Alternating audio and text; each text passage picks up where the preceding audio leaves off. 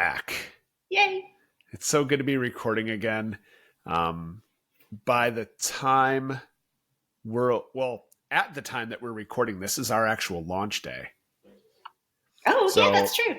Yeah, our podcast is going live today with a handful of episodes.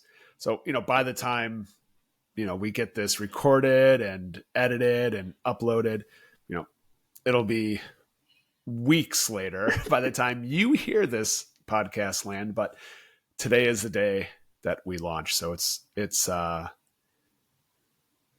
don't know, it's surreal. It's exciting. It's a relief. But I've texted you individually, but I want to say it again here for all of podcast land. Thank you so much for being willing to go on this adventure with me and to see what the heck it is we're going to create. So I'm honored to have such a intuitive, strong, amazing coach and friend like you on this journey with me, Jennie. So mazel tov. Thank you. Okay. When you were saying I texted you, I was like, oh, Brendon must have texted all of his friends individually about this whole podcast thing. But nope, I'm talking about you. You're talking about me. I really did think. And I was like, should I have texted all of my friends? So thank you. Yes. Yeah. That's wonderful. Yeah. And I'm honored too. And to be with you together. Who would have known what 2 years, a year and a half ago when we started coaching Client Coach that this would be, I think that's the part of the surreal. Yes. We're like, wow.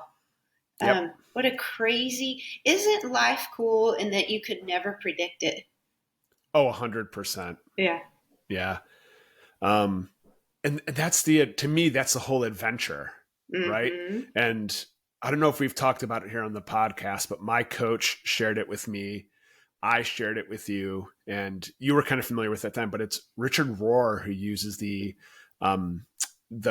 imagery of our faith life and our journey as a river.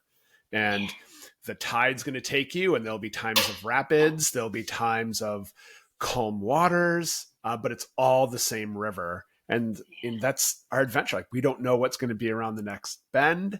But boy, floating down this river in this raft is a lot of fun. That's for sure. It is. Yes. And it's not, it's like, hang on, and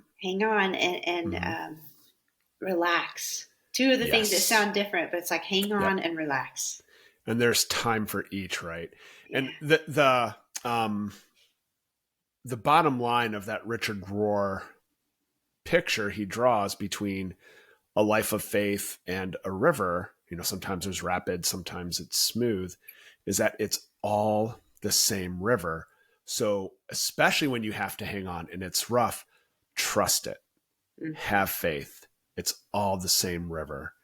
So I think that's what we're doing now. We're trusting this and we're having faith. And I'm thankful that the river has brought us here. So that's very exciting. Yes. Yes. And I'm just going to expound on that one more thing. It's all the same river because I think you remember pretty recently I had a conversation about my coaching business and wondering what the heck am I doing? And I asked you to take off your friend hat and put on your coach hat and just hear my heart. And you said it's all the same river. And I thought, and it was so comforting. And then when I hung up from talking to you, I thought, well, what an odd thing that doesn't sound like it would help, but it really, really helps. Just that, the visual. Yeah. And the truth that's all the same river. And because it is all the same river, it's not going to look the same or feel the same all the time. And so that has comforted me a lot. That truth, that concept. Yeah. And what a great story it makes when we're brave enough and courageous enough to hold on through the difficult parts. When we do get to the still waters, the sunny waters, and we're kicking back in our inner tube with a drink in hand and the sun on our face. What a great story it is then to tell about how we had the courage to hold on and trust the river during the hard parts. Yeah. Totally. Podcast over. Done. Mic, that was easy. Mic drop. Um, we're going to, this is like take 2 for the topic of how to find a coach. The reason it's take 2 is because last episode, our plan was to talk about this. Hey, how do you find a coach? We talk about coaching quite a bit, us being coaches, but we didn't really give any actionable advice and steps on how to do it. But a really awesome woven sort of thing happened. We got just a couple minutes into that podcast and kicking it off when you brought up something so profound that it rocked me, and we just ran with that. We ran with that. Do you want to recap those 3 A's that you brought up? And, these are these 3 A's we kind of tend to go through when we are making a decision or faced with the, idea of life change, right? Mm-hmm. Yeah, sure. And when I will start by saying when I learned this concept, and I said it before, I'll say it again, it's like my shoulders went, oh, I could relax. So the 3 A's, and I teach this to all my clients and to anybody that'll listen, when we want to make a change, is awareness, acceptance, and action. And just to recap, I think we all in our hearts are aware of maybe a change we want to make, or how we want to be different or act different or feel different. And many times we're aware and we jump straight to action. Example, I know I need to lose 10 pounds. My action is I'm going to restrict my calories and starve myself. That doesn't ever work. But instead of the real process of change that lasts is to go from acceptance, maybe realizing a change you need to make. Awareness. And then you land into acceptance. And acceptance can look like, wow, I want to feel healthier, and I want to be able to keep up with my kids, or I'm not sleeping very good at night. I know I need to maybe lose 10 pounds. And instead of staying here in a place of shame, it becomes a place of this is a place where I am, but I know I can do something differently. And then we can move to action. And that's when the change really happens. And I mentioned again, a lot of times if in my life, if I go from awareness to action, a change may happen, but it doesn't stick. And the lesson I need to learn keeps returning to me. And I was just talking before we recorded, and I think I'll kind of segue into this. So if you listen to that podcast, we expound a lot on it. But I just had a real life situation that I wanted to remind people listening that sometimes what I have found in my life is that the acceptance part is not only accepting maybe something about myself I want to change or how I feel, and being as neutral as possible about that, but also it means for me is having a hard conversation. So here's an example. I know that I have some issues with being abandoned, and those run deep from when I was a little girl. And so a situation happened over the weekend where I got very triggered and I felt very abandoned.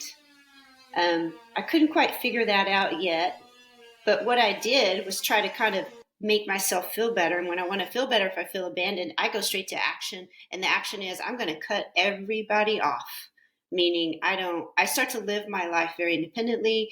I don't reach out. I don't talk. I don't expound. I go very inward, and I say things to myself like, you got this, Jennie. You're all alone. It's always been you anyway. Yeah. You got it. Just put your head down and stay alone. And I'll say things like, you're better off alone anyway. None of that's true. I'm trying to soothe myself. And when I realized after a couple of days of introspection, right, a couple of days of acceptance, I realized like, wow, I was not very kind to someone really close to me. And so part of me accepting that was having the hard conversation and saying, hey, I was actually triggered. I felt a lot of abandonment issues come up from a long time ago. And I know I reacted by being very cold and shutting down and shutting you out, right? And so the acceptance not only becomes within me, but I also acknowledge that to someone else if I may have treated them some way that I felt like is not in line with my values. And then from there, my action could be, next time I'm feeling that situation, I would like to have a conversation with you before I shut you out. That I'm feeling triggered. I'm feeling abandoned. I need to, have space, or could we talk through this a little bit more, why I'm feeling this way? So I wanted to expand our view of what acceptance looks like, because it sounds like it's all internal. I Mm-hmm. accept, I accept. And I Yep. do think that does have to occur, but also I think there's an outward, a working in and out of that acceptance level. And it could be the hard conversation, the conversation where maybe you admit, that you didn't behave proper, the way you wanted, or Mm-hmm. something like that, or just acknowledging a situation that doesn't feel right, that you want to be different Yeah. next time. Yep. Yeah. That's awesome. Not on a couple fronts. It's an awesome recap for those who might not have heard that episode. So if you haven't, go back. Last episode, it was serendipitous. It all happened. We've said it before, but it's worth saying again. We don't necessarily script these at all. No. So that was a great, a woven thing that happened. And expanding on awareness, because it is, like you said, often there's other people involved, even sometimes just for a sounding board. So yeah, that was a huge shift for me. Those 3 A's that you talked about. So if you haven't heard that episode, go back and listen to it. Yeah. That might be one of the major exceptions to our rule of thumb, that we're not experts. We're not trying to be. We're just documenting this journey of leading each other home. But boy, if that idea wasn't darn near close to expertly discussed and shared. So thank you, Jennie. That was so wise. Of course. Of course. So we're going to attempt to get into the original topic for a second time. How on earth do you find a coach? Well, you just Google it, man. I need a coach. I'm sure there's a website like that out there somewhere. But how do you do that? A few episodes ago, we talked about what the journey with a coach looks like. And it is indeed a journey. And because that could be and should be a longer term commitment, it's important to try to get this first part right. Yes. So maybe we could talk about a little bit about how we've found some of our coaches. Mm-hmm. I know you've shared the story about how you got connected with me.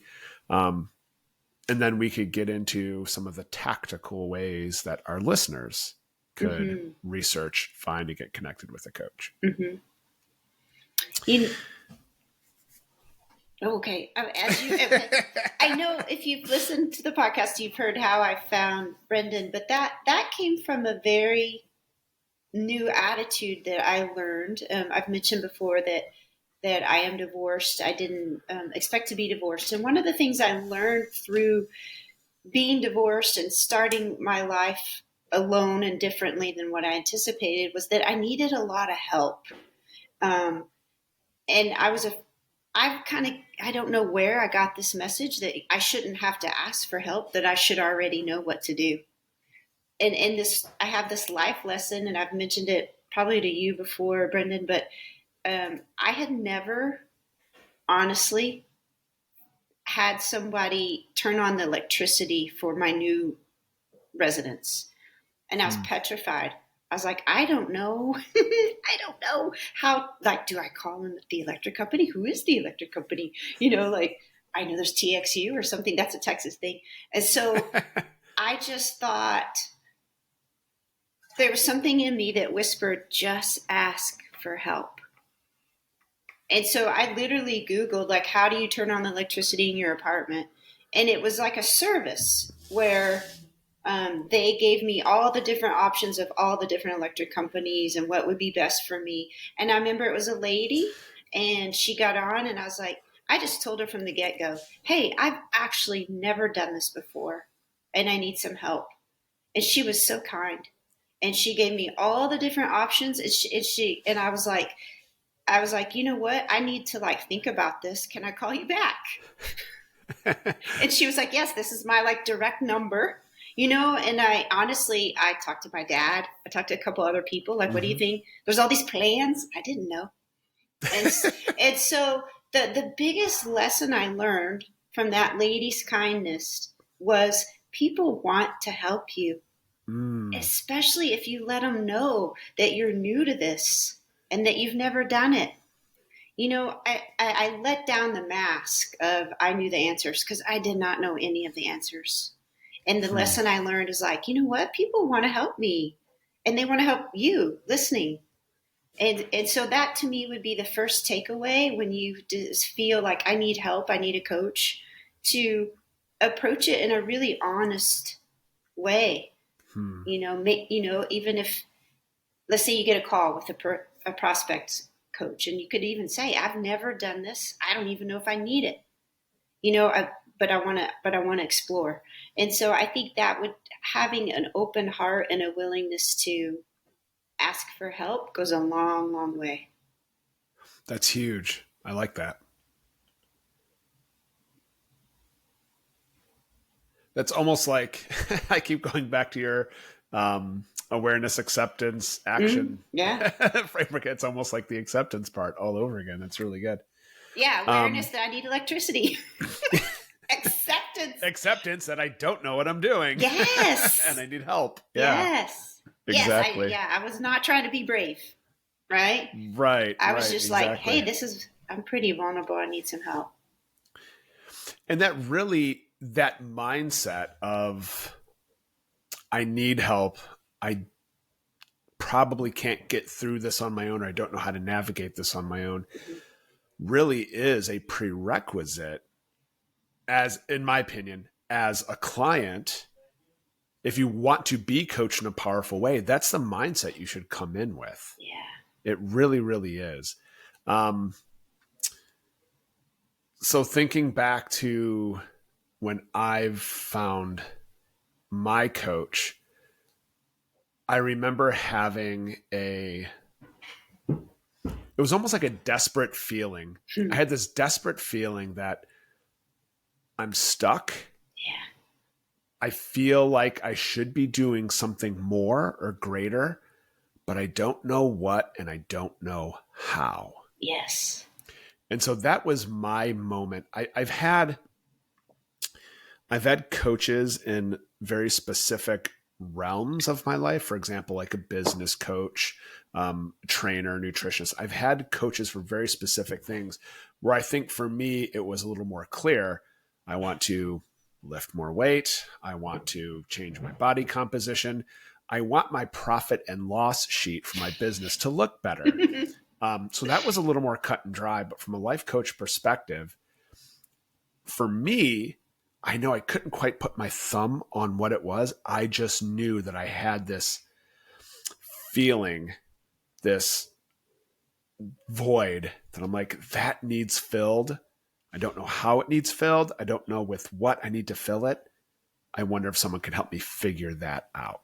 Yeah. A seeker. And that's right. Yeah. Yes. There you go. Back to one of the things we talked about with our kind of people. I'm seeking. I'm about to embark on this journey and I don't have a map and I'm not quite sure what my destination is, but I know I need to be journeying right now. Yeah. Yes. Yeah. When I found Matt, my coach, that was really, I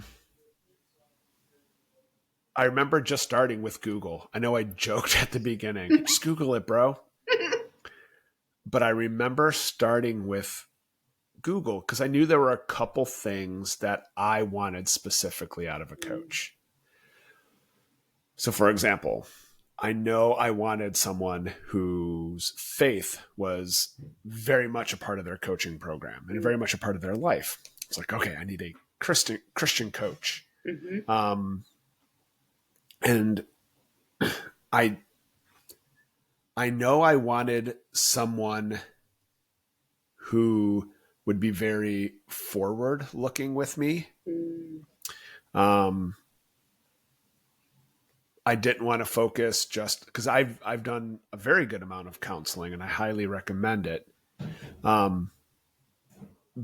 one of the things I never really got out of my counseling was forward looking. Right. We did a lot of necessary work on the past and it needed to be done. And I was ready for something forward looking. So I kind of had these frames of reference for how on earth do I find a coach? And I started off in Google and started looking that way. And is that how you found Matt? Ultimately, yes. Just kind of following the Google thread, so to speak? Yeah. Wow. One of the major books, it's not on my shelf yet. I still haven't finished this bookshelf. Most of my books are out in the garage or in boxes. A major book that had a significant impact on my journey was John Eldredge's Wild at Heart. Mm-hmm. So what happened to come up in my Googling was the Wild at Heart affiliate network where there's coaches and counselors listed who are somehow affiliated with the Wild at Heart ministry. And I'm like, knowing full well that the people who are listed in this directory are somehow aligned with John Eldredge and Wild at Heart and the way he teaches, right away, that was a huge filter for me. Like, ooh, I know I can start here. Yes. That's exactly what I was going to say. Yep. Now, is it always that simple and straightforward for people? Probably not. Yeah. I'll admit mine kind of came together a little more neatly. Once I kind of got into that network and started scrolling through profiles, part of it was intuition. I would kind of look at a profile, vain or not, I would look at their picture, what they wrote, and I'm like, no, I don't want that one. True. Right? Exactly. What I ended up doing was picking a couple who offered a free call. And I was like, all right, I'm going to book a couple of these just so I could chat with them to see how that works. And I won't go much further past that because I think that's a major point in the journey is connecting with them, that coaching candidate, because you learn a lot from, even if it's just like a 15, 20 minute free call, right? You learn a lot from that. Yes. Yeah.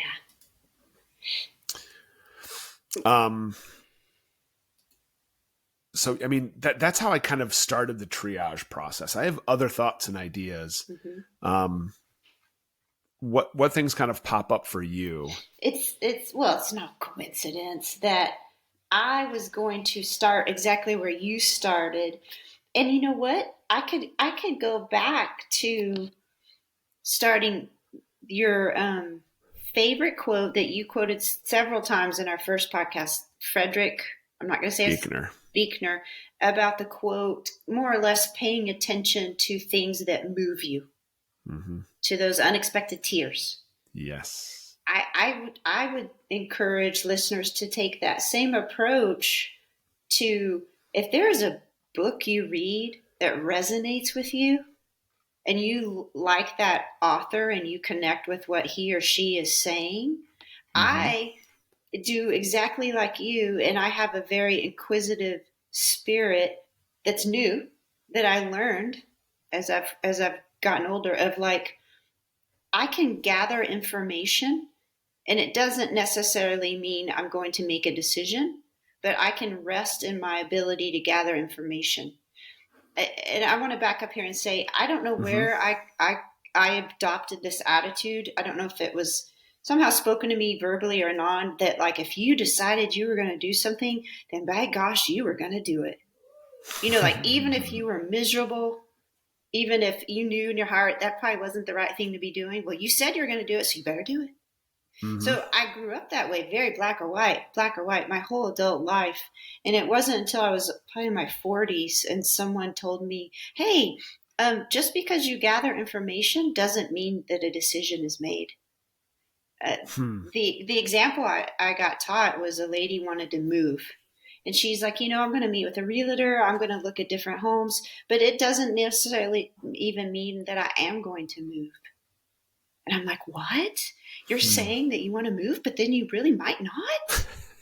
And you're still a good person? Yeah. You see, like, so I again, let my shoulders down, and I learned to trust the process of gathering information and letting that settle. And then I could decide to move forward or not.